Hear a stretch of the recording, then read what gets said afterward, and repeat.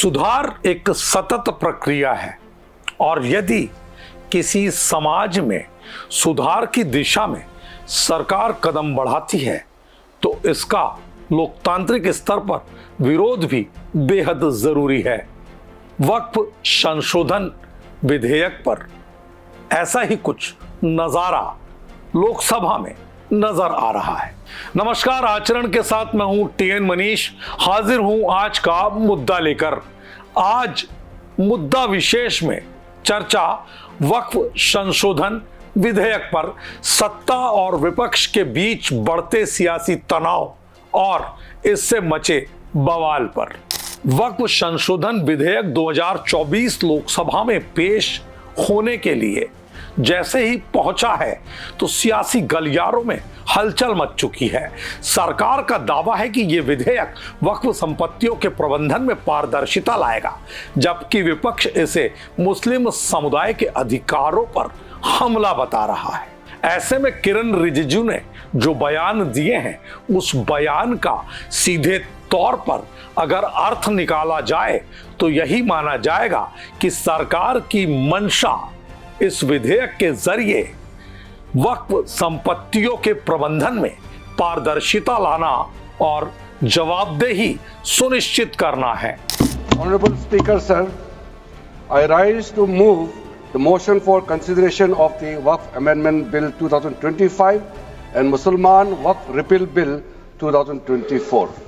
जबकि अब तक बिखरा नजर आ रहा इंडिया गठबंधन इस मामले के पहले एकजुट हो चुका है और तमाम विपक्षी दलों ने इस विधेयक का कड़ा पुरजोर विरोध किया है। कांग्रेस सांसद केसी वेणुगोपाल ने इसे संविधान के अनुच्छेद 26 का उल्लंघन करार दिया, जबकि एआईएमआईएम प्रमुख असदुद्दीन ओवैसी ने इसे मुस्लिम समुदाय के धार्मिक मामलों में सरकार का हस्तक्षेप बताया है। तो समाजवादी पार्टी के सुप्रीमो अखिलेश यादव भी मुस्लिम समाज के हक में सीधे खड़े हो गए हैं।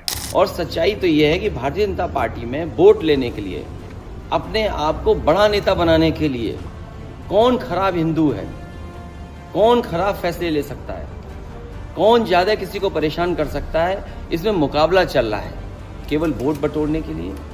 और डॉक्टर राम मनोहर लोहिया ने कभी अपनी किताब हिंदू बनाम हिंदू में कहा था कि ये कई हजार सालों से ये झगड़ा चल रहा है, लड़ाई है कट्टरवादियों के बीच में, उदारवादियों के बीच में।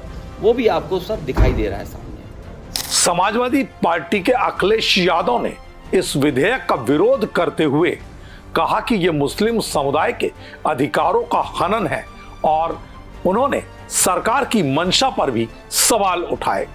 जबकि समर्थक नेताओं में जनता दल यूनाइटेड के नेता ललन सिंह ने सरकार का समर्थन करा और यह भी कहा कि विधेयक मुसलमान विरोधी कतई नहीं है और पारदर्शिता लाने के लिए इस विधेयक की महती जरूरत है। इस मामले में संसद में हंगामा जारी है।